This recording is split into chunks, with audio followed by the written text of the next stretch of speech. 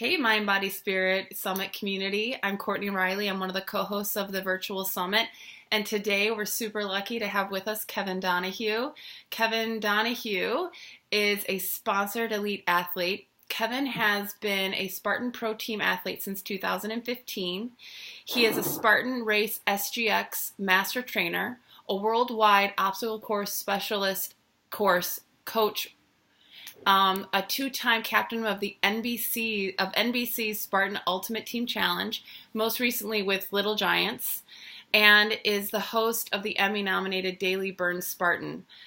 He's also an accomplished athlete with Spartan and Spartan Race. He's an all-time leader in with 150 plus finishes.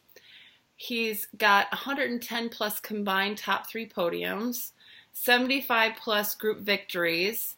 He's also the 2017 USA Obstacle Course Race 40 to 44 national champion. Whoop whoop. He's also a motivational speaker, a former high school collegiate and semi-pro football player, an extreme skier with a background in also assisting people with adaptive issues in skiing, and the proud daddy of a golden retriever, who is behind him right now in the water where he's sitting. We're actually playing fetch on the dock while we're doing this interview. So go get it, Bodie. Yeah, baby, go Bodie. So Kevin, oh, wow, what a bio. Thank you so much. I know. Yay, look at where you are. Oh, look, puppy. Yay, go Bodie. I'm so stoked that you're talking with us today. And I know that you had a race weekend, just this past race weekend, and you won both days. Yes. Congratulations. Where was that race? It was just outside Worcester, Massachusetts, and it's like beautiful farmland and lots of like craggy woods with lots of like rivers and streams and mud and bushes. So it was a fantastic race weekend, but definitely got beat up a little bit. Lots of scratches, lots of sore muscles, but all in all, that's what Spartan Race is all about. It's like right. Getting out there in the natural elements and challenging yourself against other really great, like-minded people. My dog just shook water all over me in the screen. Like, so I can't tell if you just it's full living right now. I know, right? So it's like I'm doing like a Spartan interview while I'm getting sprayed by a dog. Yeah. So it was just a great weekend. You need to be covered in water or mud if you're talking about Spartan. So I know, right? It was appropriate. Yeah. Hold on a sec. Come on, buddy. Go get it. So I know that you've been doing obstacle course racing and really involved in it for a long time, but I would love for you to share with people a little bit of your journey as an athlete, and like the through line of what steps you took in eventually being where you're at with obstacle course racing. Yeah, it's kind of a story that came full circle. As a kid, my parents didn't have a whole lot of money. My dad was a cop in New York City. My mom was a stay-at-home mom. There was five of us kids, and so there wasn't a whole lot of like manufactured entertainment. Like we had to go out and kind of find our own adventure. So growing up in Orange County, New York, which is about an hour outside New York City, as you can see, it's incredibly beautiful and wooded. There's lakes, there's rivers, there's streams, there's mountains. So that was basically my activity and my sport as a kid was playing in the woods and, like playing in lakes and swimming and just kind of finding natural activity. Then when I got to high school, I discovered team sports and found that camaraderie and, learned all about discipline and hard work and how to maximize myself as an athlete, and also, kind of embrace myself in a whole nother community and not only doing things for myself, but also doing things for my teammates. So like everybody, you graduate high school, you move on to college. I was blessed enough to play, like college football, but you get to a certain point. I mean, obviously that's a sport that you cannot play forever.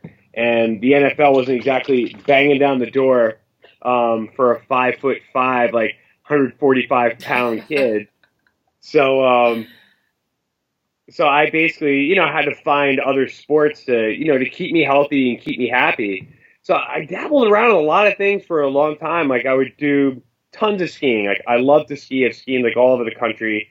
But it's seasonal. You basically have like 4 good months and then it's over. Yeah. It's very hard to find people that can match like the intensity that you have for it when you want to go like 30, 40 times a year and have to travel and, and you're getting in the woods and, people have responsibilities to start getting older. The people I'd ski with all the time start to do other things. I also got into ultra running, and with ultra running, It's a ton of training all the time. It's also a sport that very few people were doing at the time because we're talking like 10 years ago now. It's also very introverted Yeah. in a lot of aspects because you're training by yourself all the time. Hmm. And I really miss that camaraderie that I had in football as a collegiate and Yeah. semi-pro, and particularly high school was the best. And then and I'm like, but I still had this thirst for adventure that I had as a kid, and I had this thirst for camaraderie and team sports that I had in high school and college.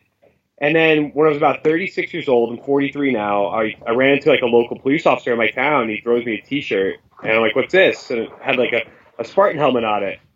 And he's like, oh, it's kind of like an obstacle course race, like, like a mud run. I'm like, but he's like, it's way more intense. I'm like, really? I'm like, where's it at? He's like, oh, it's like at Tuxedo, dog shake again. Um, but come on, get your ball, go.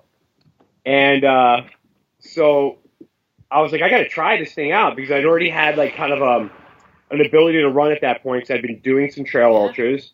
And it kind of matched from the look of it. I'm like, wow, it's like you're just not a runner here. I'm like, you got to be able to like use your body weight strength. You got to have to use balance. There's grip strength obstacles. There's like monkey bars. There's things that you could swing on.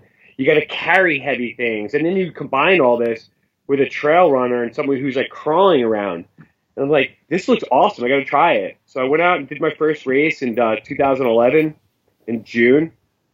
And I absolutely fell in love with it. And I said, this is a sport that I was really able to match the adventure I had as a kid with the team sports as I had as an adult, as a high schooler and a collegiate, because everybody hung out after the race. Like everybody wanted to talk about what they did. It wasn't like a 5K where they ate a bagel and shot home or Right. did go to Home Depot for the rest of the day. People would stay for hours, like going back out on the course, hanging out, exchanging war stories. It Yeah. was great.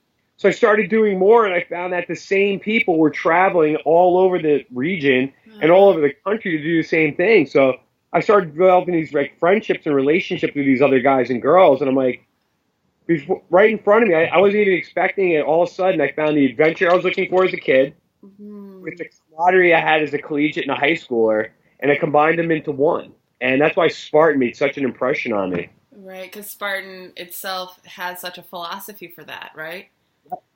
Yeah. Can you talk a little bit more about Spartan in general and what differentiates Spartan or what seems remarkable to you about Spartan?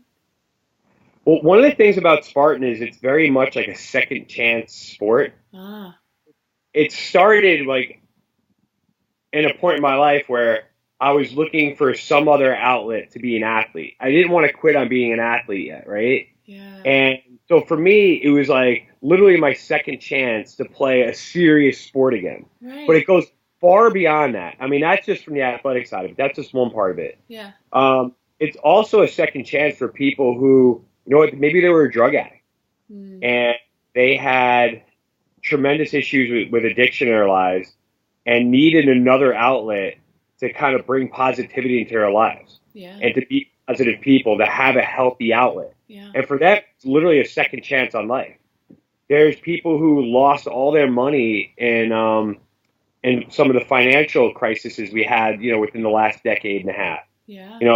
I know people who owned like prep schools that lost everything because when finances got tough, people took their kids out of prep school and put them in public school. Mm-hmm. So people invested their life savings in like whatever it is that they did, Yeah.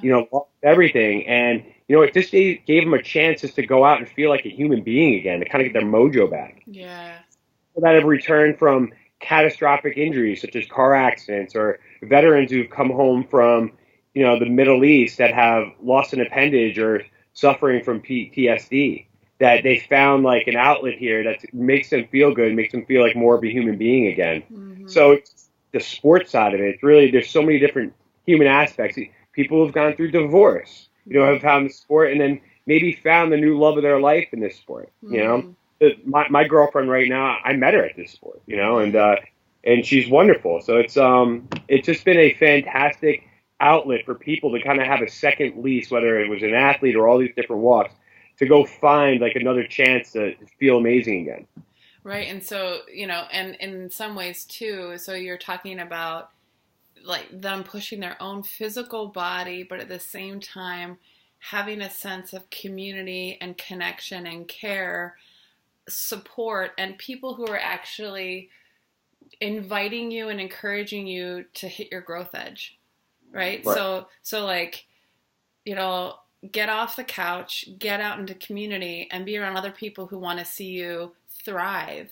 Where a lot of, I think, our society can get caught up in pushing each other down. It's actually sounds like it's an amazing place to go be, where someone's high-fiving you for finishing an obstacle you've never finished before, or maybe even getting a better time than you got, you know, and you're going, rock on, dude, you know, where there's actually this ability to really connect human to human on all those levels. And I actually think I know for myself with different racing I've done, some of the most dedicated people that have been my partners in crime, I'll say, with athletics, have been people who have had addiction issues because they switch their addiction over to something that's actually serving them and supporting them. So that I love that way of saying a second chance sport. That's a beautiful way to propose that and say that. And so as far as like biggest life lesson for you, is that combined into it, or are there some big life lessons that you've received?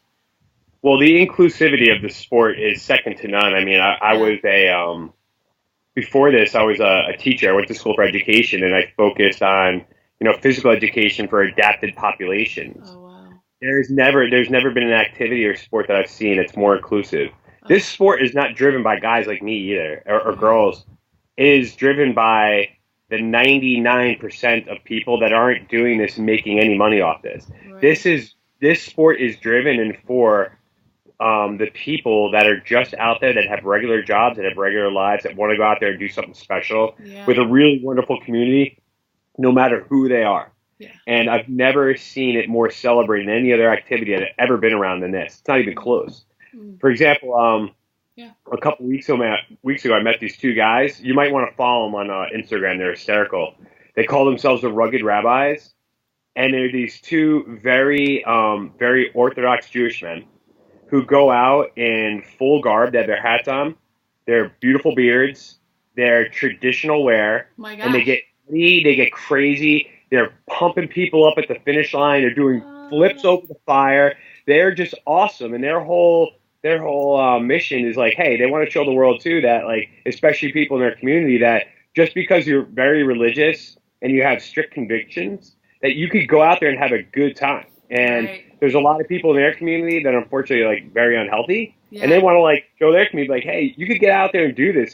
There's nothing wrong with this. This is like actually a really good thing. You're serving the world better by going out and showing the world what you could do. And it Yeah. kind of goes back. I like that Marianne Williams poem where they talk about like the you're not serving the world by playing it small. You're really not doing any good for anyone by sitting in the corner like a wallflower and not letting your talents come out. Yeah. Because by letting your talents come out, you're literally unconsciously giving permission to other people to do the same thing. Completely. By you doing the best things you can for yourself, you're inspiring other people to do that for themselves as well. And that there's probably no other venue that or vehicle that I've seen this made possible than in the world of obstacle course racing, and in particular in Spartan.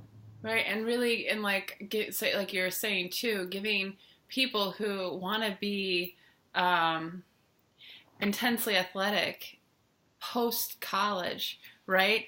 And have some place that they can have community and push their bodies. It just opens that whole world up.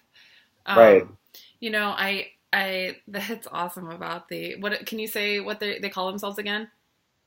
The Rugged Rabbis. Okay, cool. The Rugged Rabbis. Yeah, We've just on gotta follow them. Instagram, Rugged Rabbis. It's these two fantastic guys from Brooklyn that Mm, just go out there and just have an absolute blast, and yeah. like they kick butt and they make everybody smile around them. Right. And they're having fun and they're connecting. And then talk about then really allowing a more united feeling as far as, yeah, I have different religious beliefs than you, but we're all human. Like just being out there and being human together. Exactly. I love when I've seen different Spartan races, the amount of community of people helping each other out, of really, really wanting to watch each other accomplish and get through an obstacle. I also would love to hear about, well, actually, before we get into a little bit more about you, I would love can you tell people who maybe are listening to this who've never known what an obstacle course is? Can you just tell them what the Spartan race is?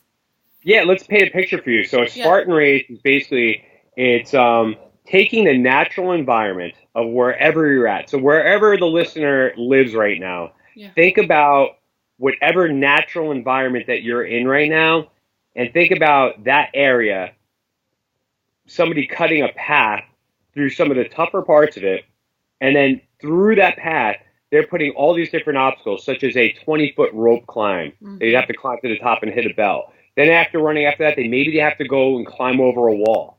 Then maybe they have to crawl underneath 2 feet of barbed wire before getting to a hay bale that you'd have to throw a spear into with one opportunity, or you get a 30 burpee penalty, which I'm sitting down right now. I don't want to demonstrate a burpee, but they're no fun, right? So then after that, you would possibly run for a little while longer, and then maybe you're in a stream up to your waist and you're trying to navigate through there, and nobody's taking that time to move any of the rocks underneath. So you're really having to watch your step and where it's at. And as you're doing this, there's a lot of other people around you, and they're all going through that same experience, and you get to do it together. So during this process, any chip that's on the shoulders immediately comes off. It doesn't matter what race, what religion, what your athletic background is, what you had for breakfast that day, and who you were mad at work the week before. Everybody kind of comes to be united because all that stuff just disappears. And then you continue on, and then you get to a large trussed out silver rigging that has rings and baseballs and bars on it that you have to navigate off the ground from hand to hand to get across to hit another bell. Then there's other things where you have to get on, and then you have to balance.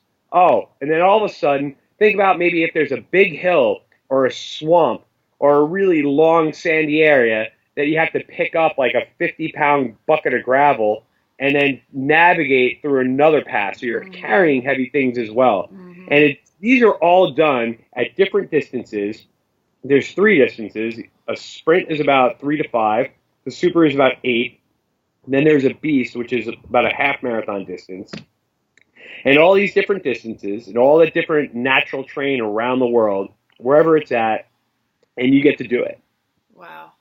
And so at the very end, you kind of jump over a fire, which is it sounds like it's intimidating, but it's literally the most cleansing thing ever. Because it's once you hit that fire jump, it's boom, everything's over. All that stress, that's when all the endorphins pop in, and then we have a slogan you'll know at the finish line, and at that moment you'll kind of get an idea of wow, I really discovered a lot of things about myself.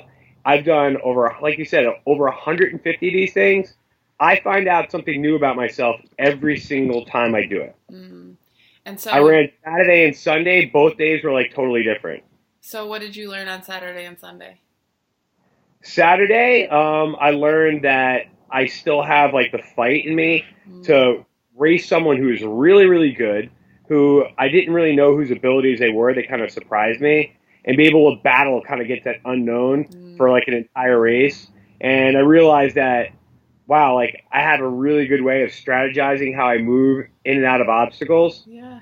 So that was still there. And on Sunday, I'll be perfectly honest, I wanted to quit in the first quarter mile.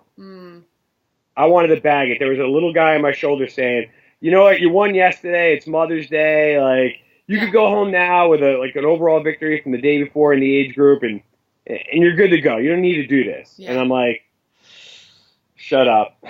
Shut up, go away. Let me just go for another mile and see how I feel. And then I wound up kind of doing the same thing I did the day before, and was able to fight off that temptation to stop. Because one thing that happens in these races, it's really difficult, and sometimes you do want to quit, and there's that voice in your head that just wants things to go away and wants you to stop the pain, and you got to say no. And one of the greatest things about this sport is that it teaches you that, you know what, I had an absolute choice to make myself suffer yesterday, right? It was a choice. I had the ability to say, I want to suffer or I don't want to suffer. There's so many people in this world that aren't able to make that choice every day. There's Mm, so many people that suffer day in and day out, and they don't have a choice in the matter. For whatever hardships they have, they wake up every day with suffering. And it's mm, an amazing blessing to be able to say, hey, I could actually choose my suffering today, mm, make it go away whenever I want. That's a privilege that is, given to me by God that I do not take lightly. mm. And it's very important for me to kind of honor that gift and honor that privilege and allow myself to suffer a little bit because there's people out there every day that can't make it go away. And if I could kind of burden that a little bit my own way, then so be it. And oh, wow, and also utilize that as an opportunity that to hit your different growth, like the growth edges I was mentioning before, that every time you experience who you are as suffering, you learn a little more, right? There's self-reflection, self-understanding. Also, like you were saying, this ability to shine your light even brighter so that others are given permission to shine their light. And when you allow yourself to go through a certain amount of suffering and pain and witness yourself in those experiences. I mean, as a yoga teacher, I talk often about who you are on the mat. There's opportunity on the mat in this contained situation to learn about yourself so that when you're off the mat, you can actually have learned from that to be a better human out in the world. So it sounds like, you're getting this guy who's talking on your shoulder, and the fact that in a really extreme situation where your body's hurting, your mind is hurting, you're probably dehydrated from the day before, you have every reason to give up. For you to exercise the muscle of discipline, determination, and devotion towards what you want to complete ends up creating even more opportunity than in the rest of your life to do that, right? Yeah. Yeah, And I don't want the listeners to get me wrong too. There is a time for discretion, yeah, and sometimes the most important thing you could do for yourself and the bravest thing you could do is actually at certain times back away, right. because sometimes you need to show restraint. Mm, And the more I do this, the more I understand my body more. And when it's time to like push through something and mm, continue to move on, and then there's other times where I say, hey, you know what? I need to call it quits today because something's not right, mm-hmm, and then learn to live the fight again like another day. And that happens maybe 3 or 4 times a year. yeah. They'll have to do that, and when it does happen, I take that as a blessing as well. Mm, But yeah, it's not always like I definitely am very very like careful about how far I push myself because again, we're in this to have a great time, learn about ourselves, but yeah. you gain nothing by hurting yourself deliberately and by being irresponsible with yourself. I totally agree and understand. And I think that also comes, that type of body awareness and understanding and self understanding comes from putting yourself into different situations where you test it. And I remember when I first met you, I think you were coming off, was it a hamstring issue or was it a, Mm-hmm. yeah, and you were taking that day to be there in community and be there in support and actually support the is it the obstacle course training, some of the workshopping and the training, and yet Yes. you were deciding and choosing, I'm not racing this weekend on purpose because this hamstring's way too important and the trajectory of what I could do later if I don't do today. And the other part of that too is whenever I have to back off, Yeah. there's so many other ways in which I could, find enjoyment and joy in the Spartan community, whether it's just cheering people on, whether Yeah. it's giving instruction to other people, whether it's watching that inspirational person on the course that maybe I wouldn't get a chance to see normally when I'm racing and Right. be able to just kind of like learn a lesson from them. Yeah. I definitely learn a lot more from the people around me than I do from my own experiences. That's for Mm-hmm. sure. Definitely, and I think that I love what you're saying too. That on those days when you've listened to yourself and you've taken a break too, it inspires other people to actually listen to themselves. To go, well, you know what?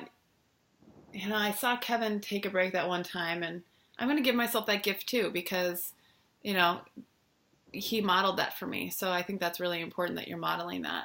And Yeah, there's kind of people have to be really careful because there is whether it's guy or girl, there is that machoism of, no, I got to finish. I got to push myself to the edge. Like, I can't quit on this stuff. And sometimes people ignore some really serious issues and get very, very hurt Yeah. or ill or worse. Mm-hmm. And, it's definitely discretion is the better part of valor in most situations. And, I've tried to give a lot of people some advice on that and make them feel like, hey, you're not a failure for backing off when you have to. But you really got to know yourself and go through those battles and put yourself in a position to be vulnerable if you're going to learn those lessons. Right. Yeah. So you have to risk it. You have to put yourself in vulnerable spots to learn about yourself more. Yeah. And I mean, and that could just be like a sentence that's about life. You have to put yourself in vulnerable situations in order to really learn about yourself, whether that's in relationships, to yourself physically, to other humans, to career, to finances, to, all of the stuff that is going on in your life. If you can actually allow yourself to be vulnerable and really witness yourself in that space, that's where learning can occur. It's when we choose to actually not be aware and yeah, like you said, to push through without having listened to our body, where you get hurt or if you haven't taken the time to really tune in. I'd also love, we chatted a little bit off screen before about, with your assisting with personal training and your background with helping people with learning how to do the obstacles. And I would, is there any kind of tips you can give someone who's either, an ultra runner? I have a background in ultra running and triathlons and different types of sports that don't involve necessarily the technical skills of monkey bars and climbing ropes and going over walls. How would someone like me, who is an athlete, shift into obstacle course racing? But how would also maybe someone who hasn't gotten off the couch since college, kind of get into obstacle course racing? Yeah, there's kind of two aspects to that. Yeah. There's one, there is the kind of the fitness side of it, and learning the skills and developing. Dog just shook on my face one more time. Learning the skills that are necessary to get your body in ready to do those kind of things. And then there's the actual tactical concept of it, of how do I actually do these things once I have those physical adaptations. So to start from the back end, I teach a class called Obstacle Specialist course, and it's done through Spartan at a lot of different events. I'm not the only coach. There's many other great coaches around the country. And we basically, for 5 to 6 hours a day, take you out on the course and tactically teach you how to do everything. Wow. Great. Not just individually as a single obstacle, but how they all kind of fit together as a puzzle. Yeah. And you learn how to piece all that stuff together to effectively, efficiently, and safely navigate yourself through a course and be successful in completing the obstacles as possible. So that's one aspect of it, which I had 3 people on Friday in my class that had never done a Spartan before, and they came to that class so they could learn how to do this stuff. And we found out things that they were able to do that they were very good at, and we also found some things that they struggled